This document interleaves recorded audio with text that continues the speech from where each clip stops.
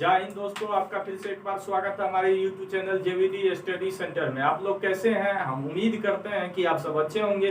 तो चलिए आज एक नया सा टॉपिक के साथ मिले हैं। भारत के प्रमुख पहचान प्रतीक या उसका चिन्ह बोल लीजिए या कुछ भी बोल लीजिए जो नेशनल लेवल पे पूछा जाता है क्वेश्चन। ऐसा नहीं है कि ये क्वेश्चन एक ही चीज में पूछा जाता है। आप रेलवे का एग्जाम देने जाते हैं वहां भी पूछता है, SSC का एग्जाम दे रहे हैं वहां भी पूछता है, बिहार पुलिस या जो भी पुलिस सबका एग्जाम दे रहे हैं, आर्मी का दे रहे हैं वहां भी पूछता है, नेवी एयरफोर्स सब में पूछता है। तो कुछ इससे पहले बताया गया था, कुछ आज बताते हैं। तो चलिए मिलते हैं।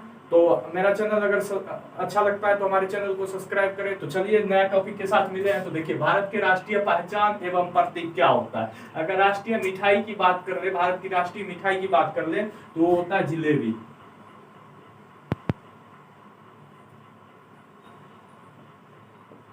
जिलेबी होता है, ठीक है, याद रहेगा। देखिए राष्ट्रीय गीत की बात कर ले, राष्ट्रीय गान तो होता है जनगण मन। अगर राष्ट्रीय गीत की बात कर ले तो वो होता है वंदे मातरम, वंदे मातरम, ठीक है, याद रहेगा, वंदे मातरम, ठीक है। उसी तरह राष्ट्रीय ध्वज की बात कर ले, राष्ट्रीय ध्वज अब नेशनल फ्लैग क्या होता है?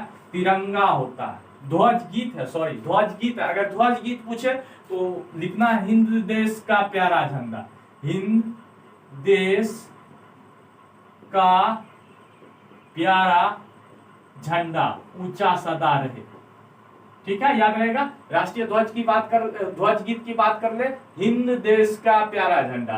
राष्ट्रीय गान की बात कर ले तो जनगण मन, राष्ट्रीय गीत की बात कर ले तो वंदे मातरम, राष्ट्रीय ध्वज की बात कर ले तो हिंद देश का प्यारा झंडा, याद रहेगा। राष्ट्रीय वृक्ष की बात कर ले तो ये होता है वट, वट मतलब बरगद, बरगद, ठीक है, याद रहेगा। राष्ट्रीय वृक्ष की बात कर ले तो वट, बरगद, इसमें मतलब 20 घंटा ये ऑक्सीजन देता है, ये भी बात याद रखना है। ऑक्सीजन ये 20 घंटा देता है, ठीक है। पीपल पूरे 24 घंटा और बरगद 20 घंटा ऑक्सीजन देता है, ठीक है, विषावर ऑक्सीजन देता है। जैसे दिन में 24 घंटा होता है तो बरगद का पेड़ मात्र 4 घंटा जो वो कार्बन डाइऑक्साइड देता है और बाकी जो रहता है 20 का 20 घंटा वो ऑक्सीजन ही छोड़ता है, ठीक है, याद रहेगा। राष्ट्रीय वाक्य की बात कर ले, राष्ट्रीय वाक्य है सत्यमेव जयते, सत्यमेव जयते, ठीक है, सत्यमेव जयते, यानी कि हमेशा सत्य की विजय होती है या जीत होती है, याद रखना है।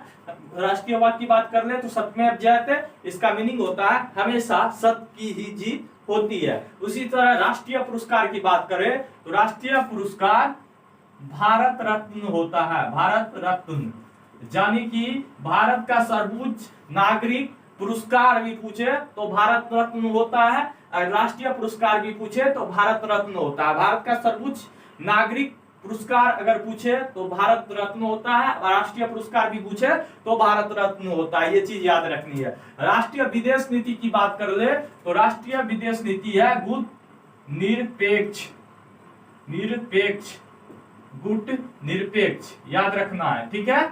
राष्ट्रीय विदेश नीति की बात करें तो गुट निरपेक्ष, गुट का मतलब होता है एक दूसरे से सम्मिलित होना, मतलब हम बात तो करेंगे लेकिन डायरेक्टली नहीं करेंगे, मतलब इनडायरेक्ट करेंगे। अगर किसी का विरोध करना है तो हम अपने स्तर पर करेंगे, डायरेक्ट खुल के नहीं आता है। जैसे आप देखते हैं अमेरिका सब, चाइना सब, ये डायरेक्ट किसी, उत्तर कोरिया सब, अभी जो इजराइल है वो देखते हैं किसी देश के खिलाफ खुलेआम चुनौती दे देता है, लेकिन भारत ऐसा नहीं करता है। भारत 2 देशों 3 देशों को अपने पक्ष में करता है, उसके बाद अपनी बात रखती है। जैसे पाकिस्तान के खिलाफ अपनी बात रखती है, तो अभी देखते होंगे अगर 5 वीटो पावर में 5 देश है तो 3 देश भारत का सपोर्ट कर रहा है, तो इसी को बोला जाता है गुट निरपेक्षता, यानी कि एक दूसरे से ग्रुप में कंसल्ट होना। राष्ट्रीय लिपि की बात कर ले, राष्ट्रीय लिपि की बात कर ले तो देवनागरी होता है, देवनागरी, ठीक है, देवनागरी। और हिंदी लिपि की बात कर ले तो देवनागरी होता है। अगर इंग्लिश लिपि की बात कर ले तो रोमन होता है। अगर उर्दू की बात कर ले तो फारसी लिपि होता है। और पंजाबी भाषा की बात कर ले तो गुरुमुखी लिपि होता है, ये भी बात याद रखना। पंजाबी गुरुमुखी, इंग्लिश रोमन, हिंदी देवनागरी, याद रखना है। राष्ट्रीय राज्य चीन की बात कर ले, राष्ट्रीय राज्य चीन अशोक चक्र होता है, अशोक, अशोक चक्र, ठीक है। राष्ट्रीय राज चिन्ह की बात कर ले तो अशोक चक्र देखते होंगे आप, जब पुलिस ऑफिस जाते हैं या और कहीं जाते हैं तो वहां देखते हैं अशोक चक्र बना हुआ रहता है, ठीक है, तो याद रखें। राष्ट्रीय धर्म की बात कर ले तो भारत में कोई धर्म नहीं होता है, पर जो मतलब यहाँ धर्म निरपेक्ष रहता है, सभी एक दूसरे से मिलके रहता है, धर्म निरपेक्ष, धर्म निरपेक्ष, बात याद रखना है, धर्म निरपेक्ष यहाँ का धर्म है। राष्ट्रीय धर्म क्या है? धर्म निरपेक्ष, ना तो यहाँ हिंदू बना है, ना तो मुस्लिम बना है, ना तो फारसी बना है, ना तो ईसाई बना है, ना तो बौद्ध बना है। वैसे भारत में नॉर्मली 8 धर्म के लोग पाए जाते हैं, उससे अधिक भी पाए जाते हैं, तो यहाँ कोई धर्म नहीं है, सब धर्म निरपेक्ष है, सबको समान अधिकार दिया गया है। राष्ट्रीय खेल की बात कर ले तो ये है हॉकी, ठीक है, याद रहेगा हॉकी।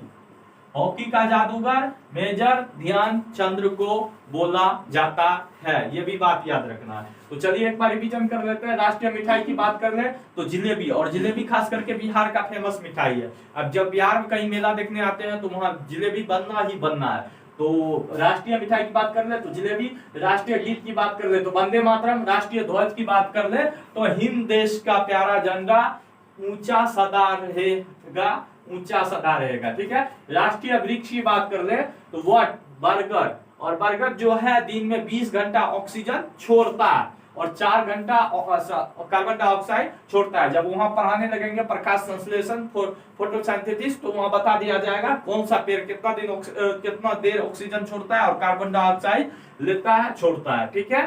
तो राष्ट्रीय पुरस्कार की बात कर ले तो भारत रत्न, राष्ट्रीय वाक्य की बात कर ले तो सत्यमेव जयते, और सत्यमेव जयते मुंडको उपनिषद से लिया गया है। बार बार पूछता है सत्यमेव जयते कहां से लिया गया है, तो मुंडको उपनिषद, मुंडको उपनिषद के लेखक कौन थे, तो रविन्द्रनाथ टैगोर, ठीक है। उतना डिटेल तो नहीं दे रहे हैं, जब वहां पढ़ाएंगे उपनिषद, मतलब वहां जब बताने लगेंगे राइटर और उनके पुस्तक के नाम, तब वहां डिटेल से बता देंगे कब लिखा था, कब आया सत्यमेव जयते हमारे राष्ट्रीय मतलब राष्ट्रीय वाक्य के रूप में।